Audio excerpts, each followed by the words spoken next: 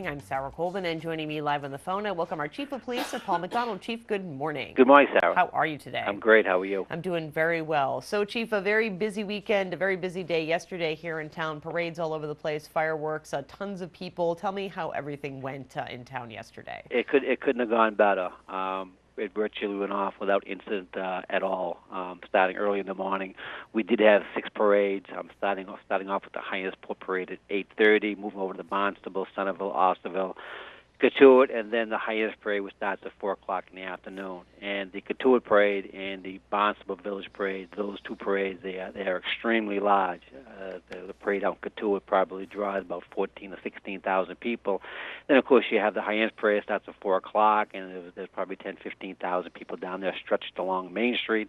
Then after that, we gear right up for the fireworks. Right afterwards, we have 6:45 roll call, and then the fireworks goes off between 9 and 9:20, and everything went off without incident. There was no problems whatsoever the entire day. Which is fantastic. I know we were recalling last year the fireworks had to be pushed back an hour and a half, which I'm sure, caused a lot of logistical nightmares. So really glad to see that, 2 years ago, the parade got canceled. A year ago, there was a delay. This year, there were no problems. So I think we deserve that after a couple of years of trickiness. Well, there was a meeting yesterday morning at 7 o'clock with the town manager to decide if the fireworks are going to go off. We do that every year. One of the questions that he asked the company who was set up the fireworks is you do have a backup device in case something happens. So to avoid the incident that happened last year, and he assured us that he did have a backup firing mechanism. So it worked out well. But this whole weekend, it was a great weekend for everybody. The place was jammed. All the beaches were crowded. Our number one complaint was just parking issues all over, particularly the village of Hyannis, which is to be expected. The only major incident we had was Friday night after the bars closed about 2 o'clock in the morning. 2 females got into an argument behind a new bar that had just opened, the Blue Moon, the North Street parking lot side, and one of them pulled out some nail clippers and gave some superficial stab wounds to the other victim. That woman was since arrested. She was identified as Teresa Henry of 209 Main Street, Hyannis. She was charged with assault and battery with a dangerous weapon. Besides that, it was a relatively event-free weekend, even with all the people down there. There was a couple of freak incidents.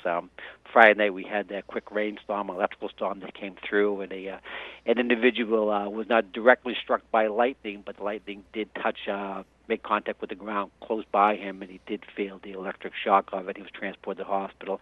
And, of course, Saturday, we had a very unfortunate incident where a 2-year-old child had stepped on hot coals and received second-degree burns and was brought to Hasbro Hospital in Rhode Island. And that was a very unfortunate incident.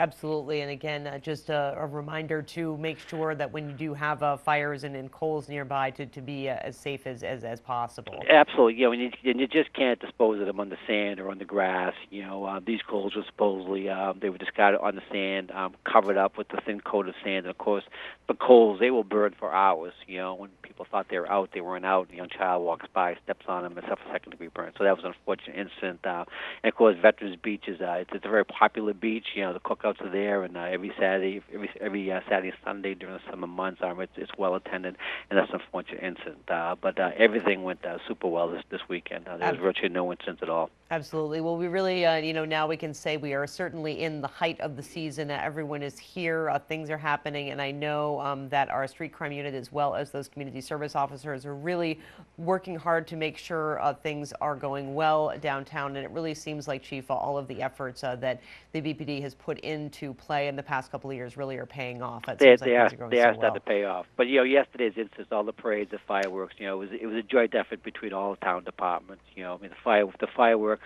the harbor masters out there with our boat. They're out there at 7 o'clock in the morning, and they're providing protection with the barge, make sure nobody gets near the barge. DPW, we couldn't do any of these parades. We had 6 parades, all the fireworks. There's a whole team of DPW employees out there with us, so we can't do it. We need their barricades, we need their help, and they're with us all day yesterday. So it was a team effort by all departments in the town. Absolutely. Chief, well, thank you so much for joining us, and thank you for all of your efforts. We hope that we continue to hear good reports for summer weekends for the rest of the summer. Well, we're off to a good start. That's right. Great stuff. Chief, thank you so much. Okay. You're welcome. Bye-bye. Bye-bye. Chief of Police Paul MacDonald, of course, joining us as he does every Tuesday.